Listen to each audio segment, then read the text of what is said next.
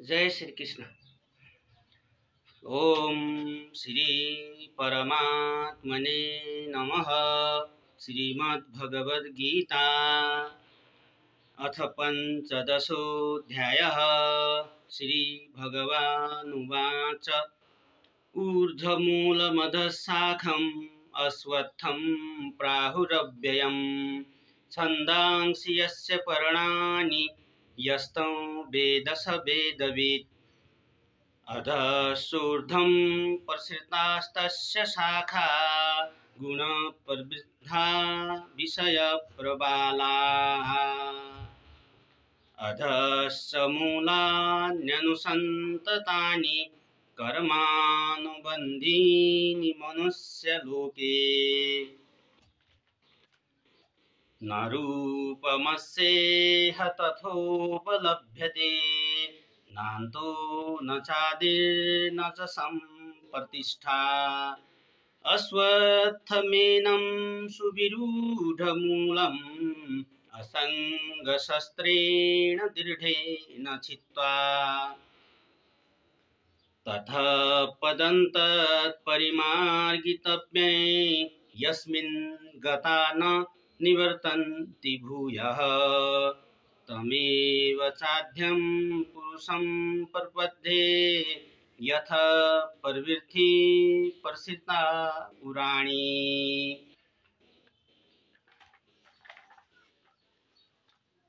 निर्मानमोहाजितसङ्गदोषात् अध्यात्मनित्या विनिवृत्तकामाः।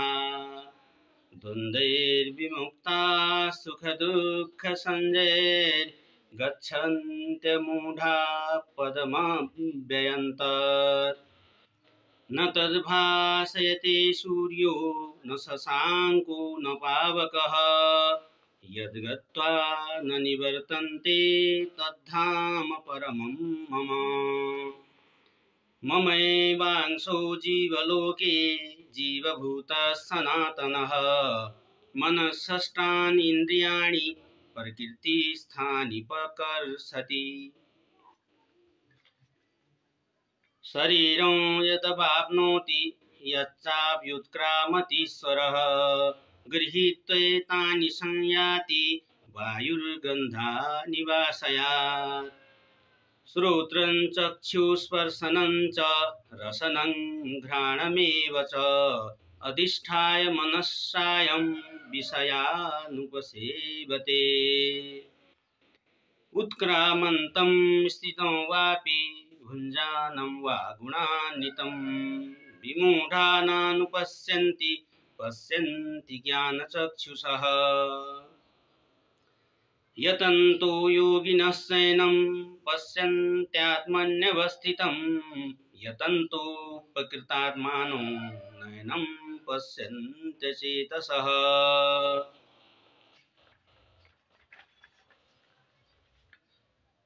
यदादित्यगतं तेजो जगद्भासयतेऽखिलं यच्चन्द्रमसि यच्चाग्नौ तत्तेजो विद्धि मामकम्।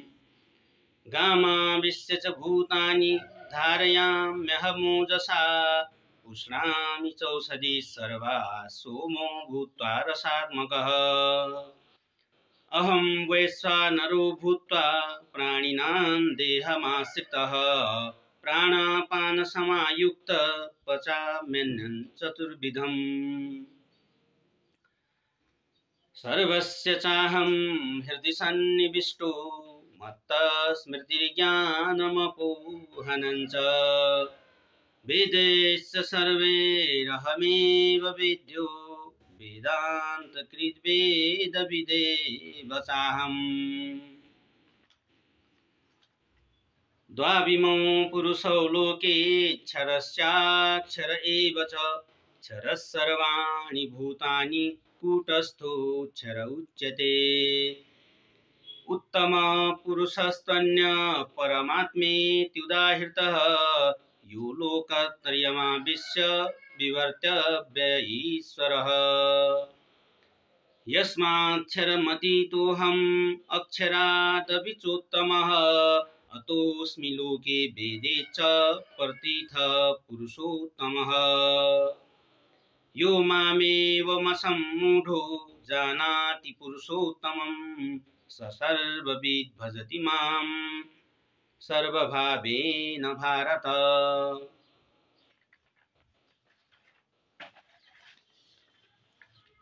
इति गुह्यतमं शास्त्रम् इदमुक्तं मया नघ एतद्बुद्ध्वा बुद्धिमान् स्यात् कृतकृतस्य भारत।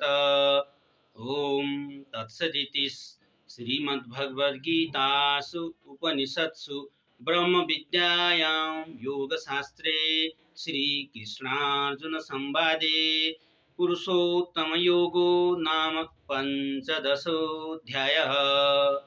ओम श्री कृष्णार्पणमस्तु।